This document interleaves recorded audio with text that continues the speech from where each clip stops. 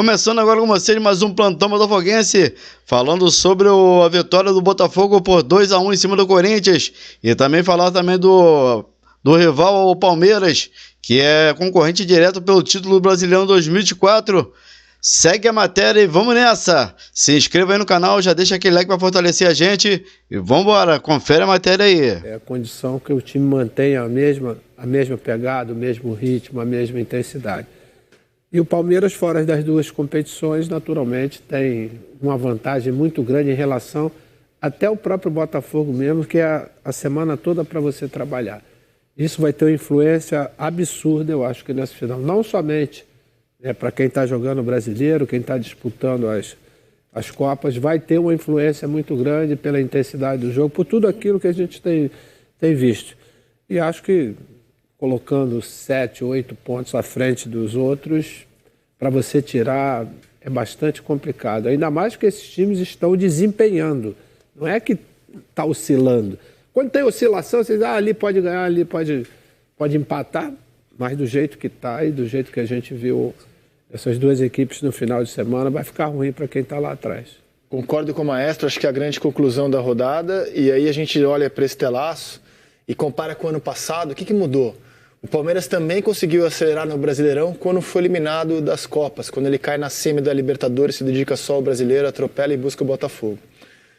Ao contrário do ano passado, o Botafogo esse ano está dividido contra a frente, está disputando a Libertadores, mas o Botafogo está com muito mais elenco do que tinha em relação ao ano passado. E o jogo do segundo turno, que no ano passado para mim é o jogo do título, aconteceu no Newton Santos, aquela virada incrível do Palmeiras, agora vai acontecer em São Paulo. 36ª rodada. É o destino, Lino. Botafogo e Palmeiras de novo brigando pelo título. Bem-vindo à seleção. Obrigado, Rizek. Boa tarde, Renata, Maestro, amigos.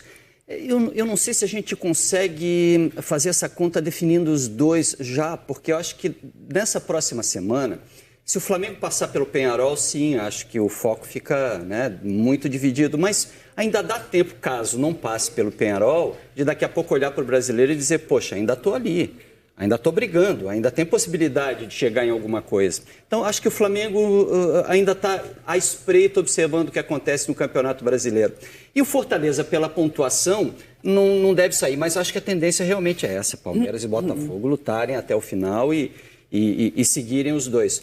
Para os dois eu daria um conselho, para os dois e para muita gente que está. Quem sou eu para dar conselho também? Mas a gente vai chegando numa idade, né, Maestro?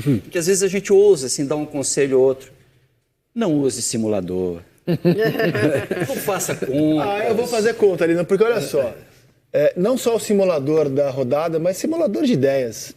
O Fortaleza está a 4 pontos do Botafogo. É uma distância que... Simulador de ideias é bom, então. É uma distância que você... Claro que você pode buscar, cara. Restam 36 pontos em disputa para os dois, né?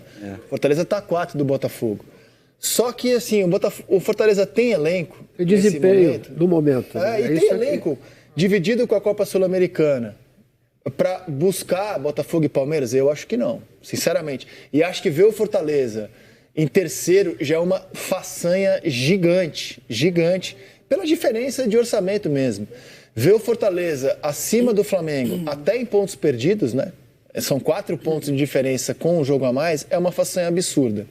O Flamengo já está a 8 pontos do líder, tem que pagar um jogo atrasado contra o Internacional, digamos até que vença, ele fique a 5 pontos. É muita coisa para tirar. E o São Paulo meio que já respondeu que a prioridade dele é a Copa, né, cara? Sim, São Paulo foi com o time reserva ontem para encarar, ganhou um resultado extraordinário. Time reserva que jogou até melhor em alguns momentos. Mas a prioridade do São Paulo está muito clara nesse momento, né? Então eu acho que o campeonato se desenha para Botafogo e Palmeiras. Talvez possa subir e incomodar?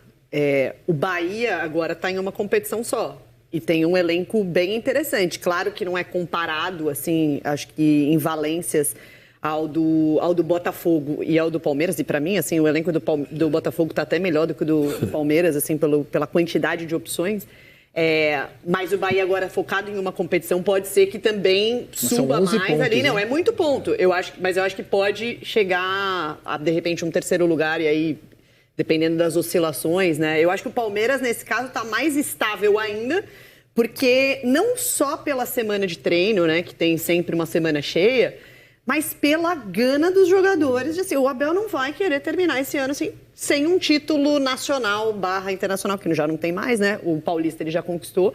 Mas assim, eu acho que ele não vai querer abrir mão desse ano sem uma conquista grande, mais relevante até do que um estadual. Então eu acho que o Palmeiras vai seguir aí com a faca nos dentes.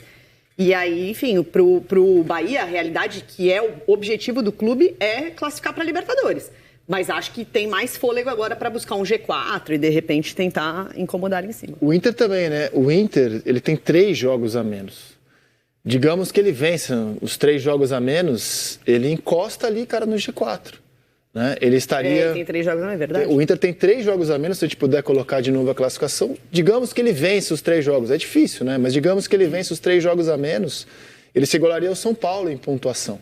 Então, assim, ele encosta fortemente na parte de cima. Agora, eu não consigo ver o Inter tendo fôlego para buscar esses 2 aí, Botafogo e Palmeiras. E a rodada do fim de semana, eu acho que mostrou isso claramente, né? O Corinthians fez um jogo bem bom, cara, contra o Botafogo no sábado. Mas não, você é o líder do campeonato jogando em casa, com o Almada rodando aqui já os melhores momentos, com o Almada tomando conta da partida, né? Esse talvez seja o grande diferencial do Botafogo em relação, inclusive, ao ano passado, né? De ter um jogador que faz a diferença nos momentos que o time mais precisa individualmente, né? Porque aí você junta o lado coletivo, o Botafogo realmente faz uma temporada... E é difícil até, André, porque são jogadores que entraram na equipe durante o campeonato, né? Que não é que começaram. Quer dizer, você vê o próprio Vitinho, né? Que estreou na lateral direita, parece que já estava jogando ali, alguns erros de entrosamento, esse tipo de situação, mas conseguiu dar conta do recado e pode jogar tranquilamente, sem nenhum problema quando tiver, ou quando tiver fora do jogo, né? Eu acho que esse é a grande diferença em relação do Palmeiras e Botafogo para as outras equipes. É a questão do equilíbrio, da regularidade, né? A Renata falou do Bahia. Mas essa oscilação do Bahia em algumas situações é que não dá a gente a possibilidade de pensar da mesma forma como Fortaleza. Se tivessem uma regularidade, naturalmente a gente poderia até acreditar. Mas acho que essa diferença de pontos e a regularidade dessas 2 equipes, eu acho que faz, pelo menos, tudo bem, 12 rodadas são sempre 12 rodadas. Mas, diferentemente do ano passado, acho que eles vão brigar realmente até o final. E o recado do Botafogo sábado, para mim, é que assim, não precisa nem ser brilhante para ganhar os jogos. O Botafogo está num nível de confiança e de organização tão grande, cara. Não precisa nem ser brilhante, cara. Assim, o Botafogo está muito consciente do que está fazendo em campo. Você falou do Almada, do Savarino, esses caras que emprestam para o Botafogo, e a gente nem notou essa transição porque ela veio com vitórias, né? Mas o Botafogo deixou de ser aquele time de bola esticada, de bola longa, de Luiz Henrique. Dependendo do adversário, ele coloca em prática, né, ele o que usa tem isso. O repertório. Mas deixou de ser só isso, né? Aumentou o repertório com bola no chão.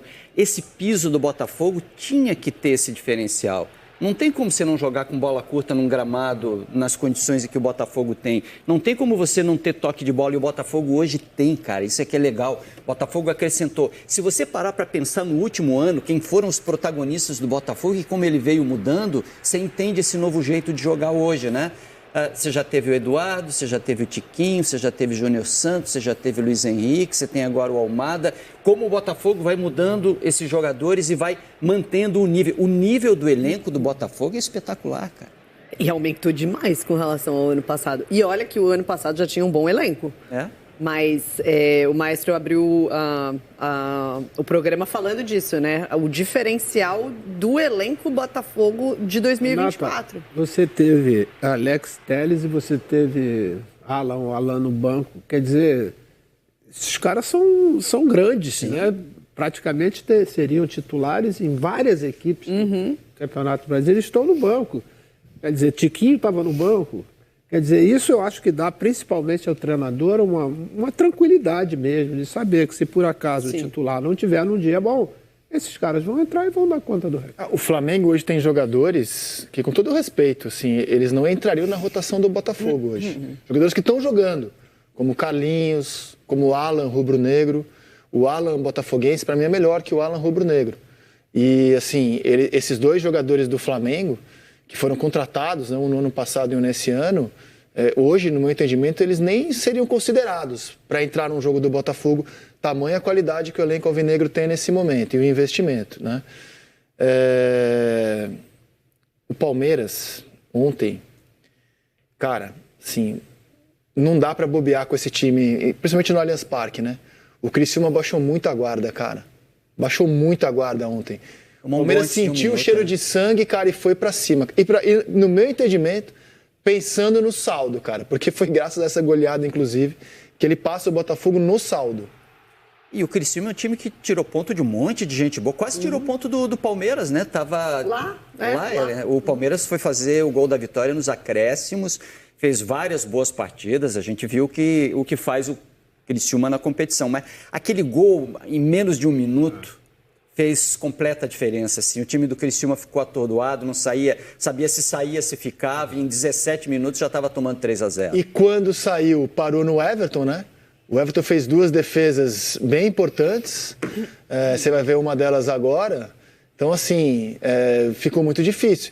E o Palmeiras jogou muito bem, né, cara? O Palmeiras, de novo, jogou muito bem, guiado pelo Estevão. Mais uma vez, guiado pelo Estevão. 4 vitórias seguidas, né? 4 vitórias seguidas. A melhor sequência hoje do campeonato é a do Palmeiras. E eu acho que não só as 4 vitórias seguidas, mas a melhora de desempenho que o Palmeiras, de fato, teve. Porque até o momento de ser eliminado, né, de Copa do Brasil e de Libertadores, se questionava muito o desempenho do Palmeiras na temporada, né? Oscilações, às vezes ganhava jogos, mas não necessariamente jogando um bom futebol. Aí, quando enfrenta o Flamengo na Copa do Brasil, teve críticas, assim, né? Porque fez um dos jogos bons, mas se esperava mais desse Palmeiras. E o Abel era cobrado desse desempenho.